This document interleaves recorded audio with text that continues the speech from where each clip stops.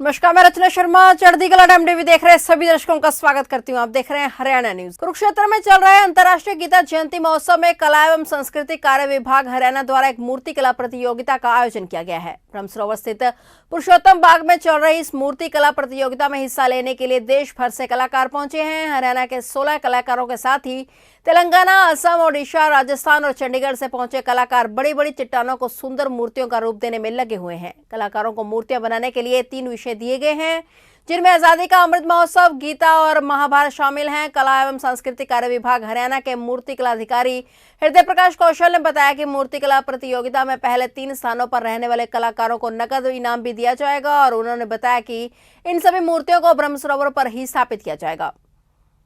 कला एवं सांस्कृतिक कार्य विभाग हरियाणा के प्रधान सचिव महोदय श्री डी सुरेश जी और हमारी निदेशक महोदया प्रतिमा चौधरी जी के मार्गदर्शन में हम एक आधुनिक मूर्ति कला का शिविर का आयोजन कर रहे हैं अंतर्राष्ट्रीय गीता महोत्सव के दौरान पुरुषोत्तमपुरा बाग में। और इसमें हरियाणा के 16 युवा कलाकारों को बुलाया गया है बनाने के लिए और अन्य राज्यों से 5 कलाकारों को बुलाया गया है। इसमें तेलंगाना, असम, उड़ीसा, चंडीगढ़ और राजस्थान के कलाकारों को इसमें शामिल किया गया है, जो सुबह से शाम तक दिन रात अथक प्रयास के बाद इन बड़ी बड़ी चट्टानों में से 3 विषयों पर गीता, महाभारत और आज़ादी के 75वें अमृत महोत्सव के उपलक्ष्य में उन विषयों पर अपने मूर्ति शिल्प बना रहे हैं।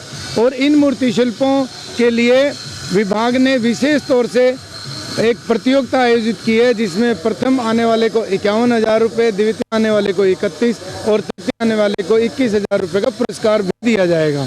ये मूर्ति शिल्प ऐसे गवाह हैं, ऐसी कला है जो हरियाणा में बिल्कुल लुप्त हो चुकी थी। विभाग इसको आगे बढ़ाने के लिए, इसके संरक्षण और संवर्धन के लिए सतत प्रयास करता रहता है। हम इस मूर्तिकला शिविर का आयोजन 2 तारीख से आरंभ कर दिया था और ये 18 तारीख तक चलेगा।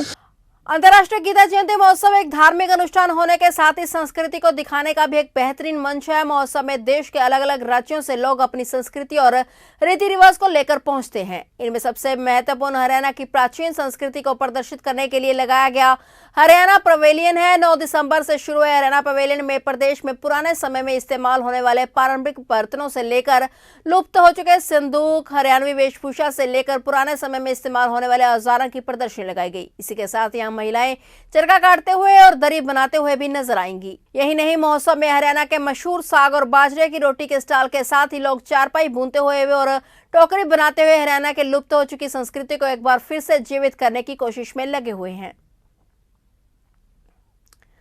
पिहोवा में खेल मंत्री संदीप सिंह ने बीडीपीओ कार्यालय का औचक निरीक्षण किया। इस दौरान कर्मचारियों में हड़कंप मच गया। छापेमारी के दौरान बीडीपीओ सहित कई कर्मचारी ड्यूटी से नदारद पाए गए और जिनकी लापरवाही को देखते हुए खेल मंत्री काफी सख्त दिखाई दिए। खेल मंत्री ने बताया कि पिछले काफी समय से उन्हें आमजन की शिकायतें मिल रही थी कि बीडीपीओ कार्यालय में काम सही तरीके से नहीं हो रहा है। अधिकारी और कर्मचारियों का व्यवहार लोगों के प्रति सही नहीं है। गाँव के विकास कार्यों को जानबूझकर लटकाया जा रहा है और जनता को बार बार चक्कर कटवाए जा रहे हैं। उन्होंने कहा कि अधिकारियों को यह नहीं भूलना चाहिए कि जिस सैलरी से उनका घर चलता है यह जनता के टैक्स से आती है। अधिकारी जनता का सेवक होता है और इसकी जनता के प्रति जिम्मेदारी और जवाबदेही होती है। बीडीपीओ नदारद पाए जाने पर खेल मंत्री ने फोन पर डीडीपीओ से बात करके अधिकारी के लापता होने का कारण भी पूछा, तो उन्होंने बताया कि यह जवाब दिया कि बीडीपीओ द्वारा कोई लिखित छुट्टी उन्हें नहीं दी गई है। मामले को लेकर खेल मंत्री ने कहा कि वे अधिकारी की शिकायत मुख्यमंत्री को भेजकर उसे निलंबित करने की मांग करेंगे और जनता के कामों को अनदेखी करने वालों को बख्शा नहीं जाएगा। लोगों की कंप्लेंट चल रही थी बीडीपीओ को लेकर कि कोई काम ढंग से नहीं हो रहा है और कोई बात करने के लिए गांव के व्यक्ति उनसे मिलते हैं तो वो ढंग से बात नहीं करता है और काम भी ढंग से नहीं करता है। तो मैं आज कुरुक्षेत्र में भी था, पेवा में भी था। तो आज यहाँ पर मैं पहले पता किया तो वो पेवा के अंदर नहीं था, तो ऑफिस में आया तो ऑफिस में भी नहीं थे। डीडीपीओ से बात हुई है तो उनके पास भी कोई ऑफिशियली छुट्टी का कोई उनके पास नहीं आया कि हमें इन्फॉर्म नहीं किया या हमारे पास कोई ऐसा लेटर नहीं आया। तो मैं तो अभी माननीय मुख्यमंत्री जी के पास इसकी कंप्लेंट भेज रहा हूँ और उसमें सस्पेंड के लिए लिखूँगा कि इसको सस्पेंड किया जाए और ऐसे व्यक्ति को पनिश भी किया जाए। कौन है जी पेवा में वीडियो? राजेश नाम के हैं और इसके ऊपर करते हैं। पिहोवा खेल मंत्री सरदार संदीप सिंह ने अनाज मंडी का दौरा करके व्यापारियों से मुलाकात की। देर शाम को खेल मंत्री बदमाशों द्वारा फिरौती के मामले में परेशान किए गए व्यापारी अमित कुमार की दुकान पर पहुंचे। खेल मंत्री ने व्यापारियों को आश्वासन दिया है कि उन्हें किसी भी तरह से असामाजिक तत्वों से घबराने की जरूरत नहीं है। प्रशासन और पुलिस व्यापारी के साथ हैं। खेल मंत्री ने मौके पर तुरंत पुलिस अधिकारियों को फोन करके कार्रवाई तेज करने और बदमाशों को पकड़ने के निर्देश दिए। उन्होंने व्यापारियों की मांग पर मंडी के गेट सही समय पर खोलने और बंद करने के निर्देश भी मार्केट के अधिकारियों को दिए। देखिए, मंडी में काफ़ी अभी स्ट्रॉन्गली एक मैसेज गया है। जिन लोगों ने भी गलत काम फिरौती के रूप में या पैसे मांगे हैं, भाई अमित के पास फ़ोन कर रहे थे काफ़ी दिन से। तो एसपी मैडम और डीएसपी पेहवा और एसएचओ पेहवा सिटी और सदर दोनों ही अपनी पूरी टीम लगाई हुई है और मुझे पूरा विश्वास है कि प्रशासन उनको पकड़ेगा भी। और हमारे जो मंडी के सभी मेंबर्स हैं यहाँ पर, वो पूरा अपनी खुद की निगाहों से लगे हैं कि किसी तरीके से हम उन लोगों को पकड़े, क्योंकि ऐसे लोग समाज में रहने भी नहीं चाहिए, उनको हमेशा पनिश करना चाहिए। तो सरकार की तरफ से और प्रशासन की तरफ से हम पूरा इनका विश्वास भी इनको दिया कि हम आगे तक पहुँचेंगे भी। और क्योंकि मैंने और भी समस्याएँ सुनी हैं यहाँ पर, काफ़ी चीज़ों को सॉल्व करने के लिए मंडी प्रधान और मंडी सेक्रेटरी को मैंने आदेश दिए हैं कि अच्छे तरीके से लोकार्पण करो, जिससे कि किसी और को भी दिक्कत न हो।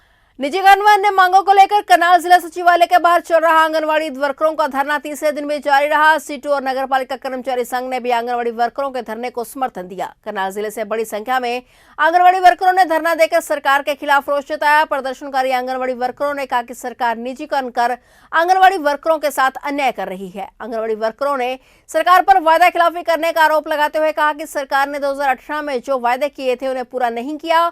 उनका कहना है कि यदि सरकार अभी मांगे नहीं मानती है तो इस धरने को अनिश्चितकालीन करने पर भी विचार किया जाएगा। आज तीसरा दिन है, लेकिन सरकार के कान पे कोई जू अब तक रेंगी नहीं है। इसलिए अब ये स्टेट कमेटी द्वारा 4 दिन की हड़ताल घोषित है, कल तक 11 तारीख तक। और कल तक भी यदि सरकार बातचीत नहीं करती तो आगे भी ये हड़ताल आगे बढ़ाई जाएगी।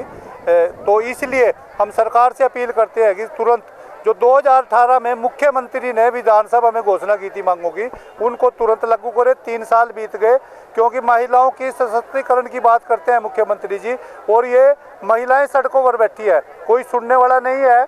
यहाँ तक कि प्रशासन, करनाल प्रशासन का, यहाँ पुलिस तक का एक सिपाही नहीं है, टॉयलेट मोबाइल टॉयलेट नहीं है यहाँ पे। तो प्रशासन का भी दिवालिया निकला हुआ है और सरकार का भी दिवालिया निकला है। हम सरकार से मांग करते हैं कि एक तो आंगनवाड़ी का निजीकरण, पहले वे स्कूल के नाम पे निजीकरण करना बंद करे, और इससे भी आगे बढ़ के सरकार ये कहती है भी आंगनवाड़ी वर्कर हेल्पर की जरूरत नहीं, जो बेनिफिशियल है, इनके लाभार्थी हैं, उनके खाते में डायरेक्ट कैश ट्रांसफ़र कर दो। तो इसके विरोध में, और जो हमारा पीएफ कटने की बात थी, एक्सपायर होने पे 3 लाख रुपए देने की बात थी, रिटायरमेंट पे पेंशन और नौकरी देने की बात थी, वो सारी मांगे आज तक पेंडिंग है। जो प्रमोशन है हेल्पर से वर्कर, वर्कर से सुपरवाइजर, उसमें 8-10 कंडीशन है, वो कंडीशन ही पूरी नहीं करते। वो जो कंडीशन है वो सख्त है।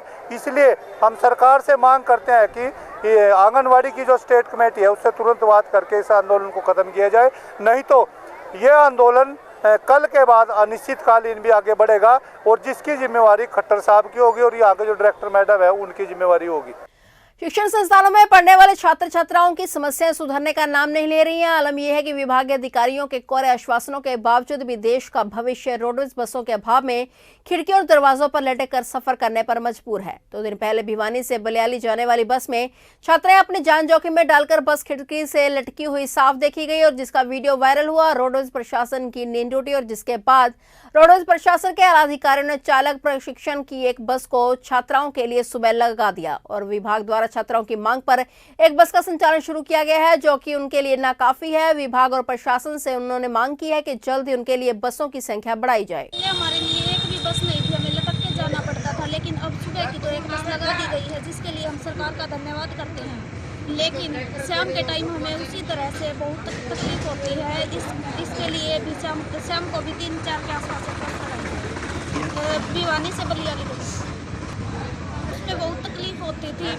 हमें बस में लटक कर भी आना पड़ता था, सवारी ज़्यादा होने की वजह से, और बस को। तो अब क्या मांग करते हैं? अब हम ये मांग करते हैं कि 3 से 4 के आसपास भिवानी से बलियाली की एक बस लगाई जाए। क्या नाम है आपका? ओल्ड फरीदाबाद रेलवे स्टेशन पर मौत का सफर देखने को मिला। यह तस्वीरें ओल्ड फरीदाबाद रेलवे स्टेशन की हैं, जहां पर आने और जाने वाली ईएमयू ट्रेनों में सुबह और शाम दैनिक यात्री अपनी जान को जोखिम में डालकर यात्रा करते हैं। यह तस्वीरें बताने के लिए काफी है कि किस प्रकार से दैनिक यात्री अपनी जान हथेली पर रखकर सफर तय करते हैं। कभी भी उनका यह सफर आखिरी सफर बन सकता है। इन तस्वीरों में आप देख सकते हैं कि दैनिक यात्री ट्रेन में लटक कर सफर तो कर ही रहे हैं, बावजूद इसके उन्हें जब ट्रेन के अंदर जगह नहीं मिलती तो वह ट्रेन के 2 डिब्बों के बीच में डिब्बों को जोड़ने वाली खाली जगह पर खतरनाक सफर करने को मजबूर हैं। क्रिस्टल क्रॉप कंपनी की ओर से निसिंग क्षेत्र के गांव-गांव में जाकर गेहूं की पैदावार बढ़ाओ अभियान के तहत किसानों को जागरूक किया जा रहा है। कंपनी के मार्केटिंग मैनेजर सज्जन कुमार राठी ने बताया कि गेहूं में किसानों को मंडूसी की बहुत बड़ी समस्या आती है। क्रिस्टल कंपनी ने SCM-9 दवाई निकाली है, जिसमें किसान दवाई को स्प्रे करके मंडूसी को खत्म कर सकता है और अपनी पैदावार दोगुनी कर सकता है। सबसे बड़ी जो समस्या है आज किसान की वो है गेहूं के अंदर जो है मडूसी, और अपनी क्रिस्टल क्रॉप प्रोटेक्शन लिमिटेड में एक अभियान शुरू किया है कि गेहूं की पैदावार बढ़ाओ अभियान। इसके लिए हमारी पूरी टीम गांव-गांव में जा रही है, किसानों को जागरूक कर रही है कि पहला पानी जैसे ही वो 21 दिन पे लगाता है, पहला पानी 21 से 25 दिन के बीच में लगाए, और जैसे ही खेत बत्तर आता है उस टाइम पे जो है आपको ACM-9 जो दवाई है इसका स्प्रे करना है। ये ACM-9 जो दवाई है ये पंजाब एग्रीकल्चर यूनिवर्सिटी और हरियाणा एग्रीकल्चर यूनिवर्सिटी दोनों से रिकमेंडेशन है, और उसका बुक के अंदर भी पेज नंबर 11 पे जो है उन्होंने इसका रिकमेंडेशन बाई नेम रिकमेंडेशन दिया हुआ है। तो सभी किसान भाइयों से यही कहना चाहूँगा, जैसे ही पहला पानी लगाने के बाद खेत बत्तर आता है तो कट नोजल के साथ में आप ACM-9 का जो है प्रयोग करें और अपने गेहूं की पैदावार को बढ़ाएं।